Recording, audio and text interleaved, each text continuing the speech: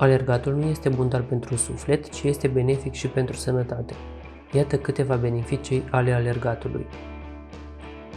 1. Sănătate mentală. Alergările regulate îți vor da o stare de spirit mai bună și îți vor crește stima de sine.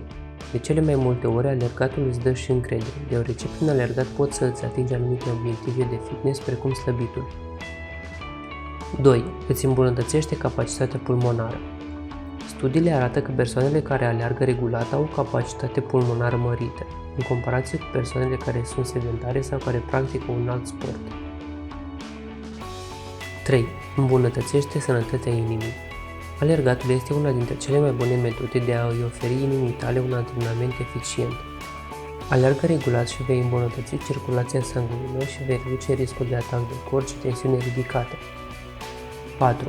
Ajută la slăbit. În medie, o alergare arde până la 1000 de calorii. Deci, dacă vei alerga regulat și vei ține și o dietă, vei avea șanse mari să-ți atingi obiectivele legate de fitness. 5. Crește densitatea oaselor. Alergatul regulat întărește oasele și le face mai dense, deși înaintezi în vârstă.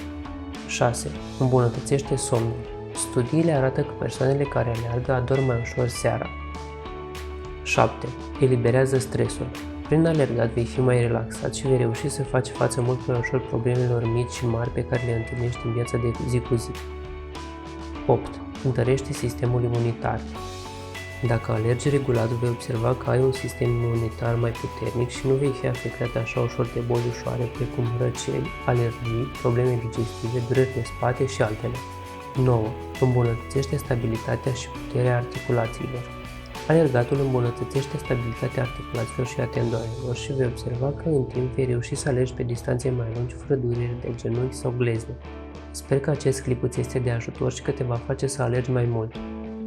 Lasă-ne un like, apasă butonul de abonare și clopoțelul pentru a fi la curent cu toate clipurile pe care le postăm. Pe data viitoare. Pa, pa!